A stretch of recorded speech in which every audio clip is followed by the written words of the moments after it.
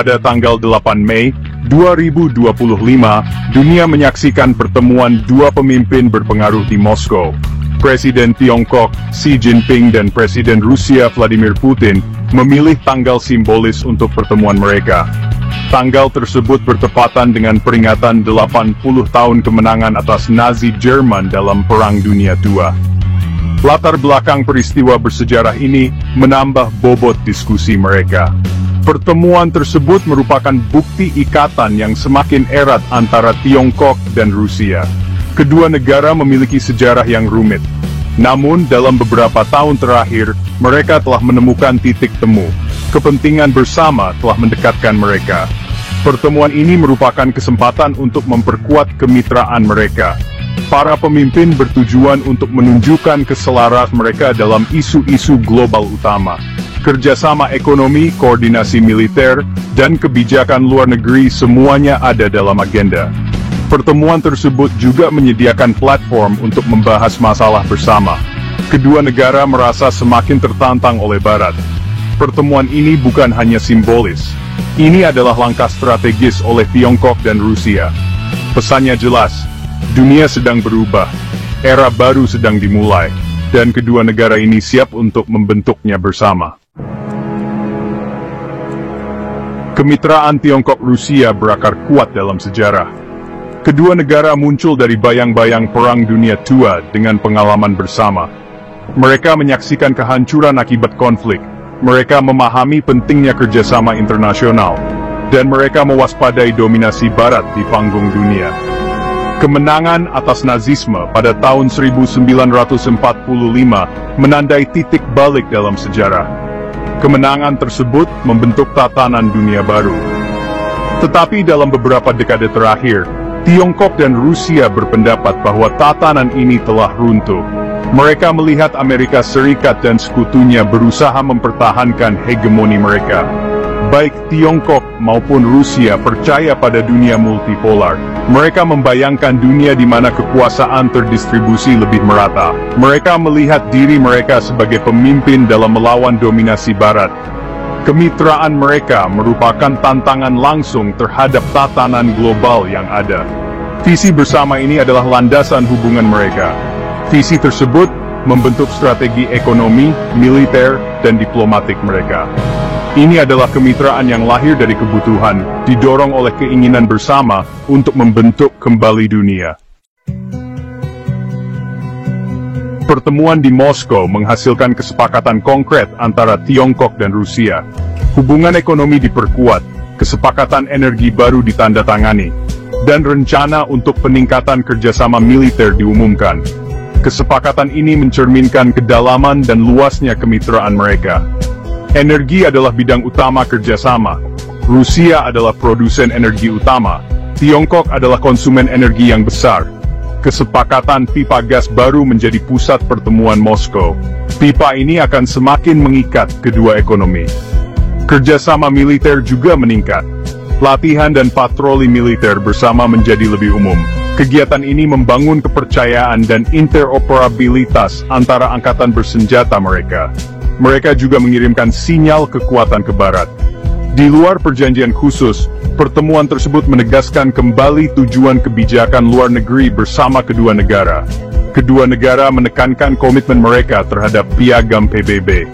Mereka menyerukan penyelesaian damai untuk perselisihan internasional. Dan mereka mengkritik campur tangan Barat dalam urusan dalam negeri negara lain. Bagian 4. Dunia yang berubah. Pertemuan Xi Putin berlangsung dengan latar belakang ketidakpastian global. Perang di Ukraina terus berkecamuk. Ekonomi global menghadapi tantangan, dan ketegangan antara Barat dan Rusia, serta Tiongkok, sedang tinggi. Tiongkok dan Rusia melihat tatanan global saat ini tidak berkelanjutan. Mereka percaya bahwa Amerika Serikat berpegang teguh pada dominasinya yang memudar.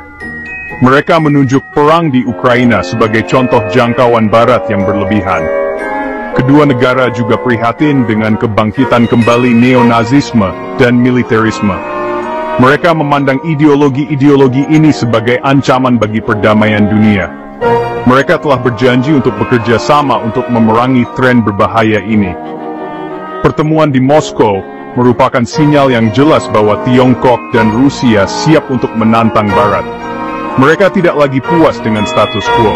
Mereka secara aktif bekerja untuk membangun tatanan dunia baru yang mencerminkan kepentingan nilai-nilai mereka. Bagian 5. Masalah Taiwan. Tidak ada diskusi tentang kebijakan luar negeri Tiongkok yang lengkap tanpa membahas Taiwan.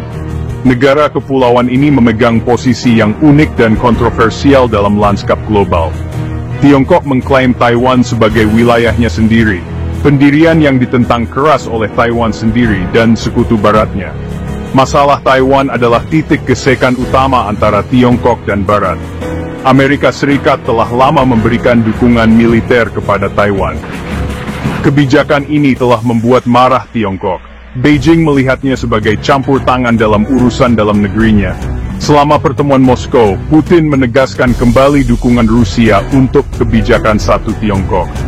Kebijakan ini mengakui klaim Beijing atas Taiwan.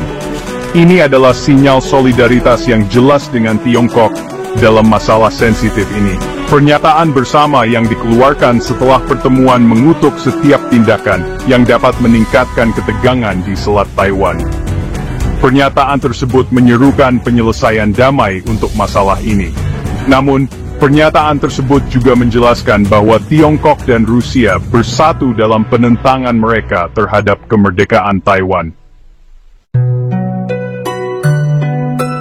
Bagian 6. Menuju dunia multipolar.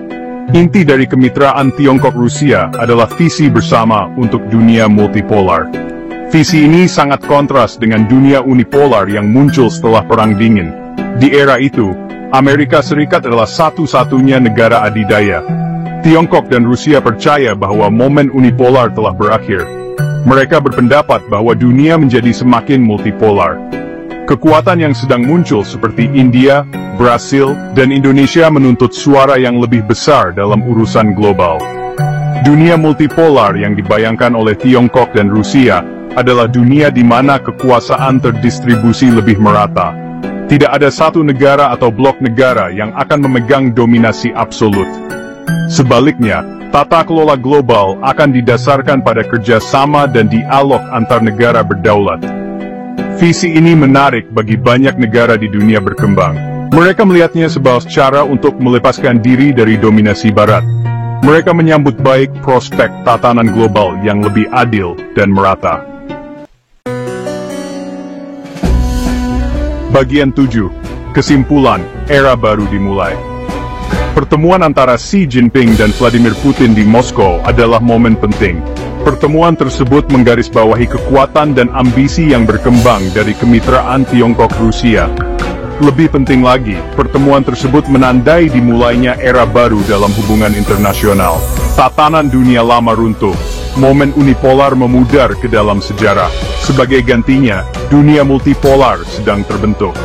Tiongkok dan Rusia bertekad untuk menjadi arsitek tatanan baru ini. Jalan di depan akan penuh dengan tantangan. Barat tidak akan mudah melepaskan dominasinya. Ketegangan akan tetap tinggi. Tetapi, satu hal yang pasti, dunia sedang berubah.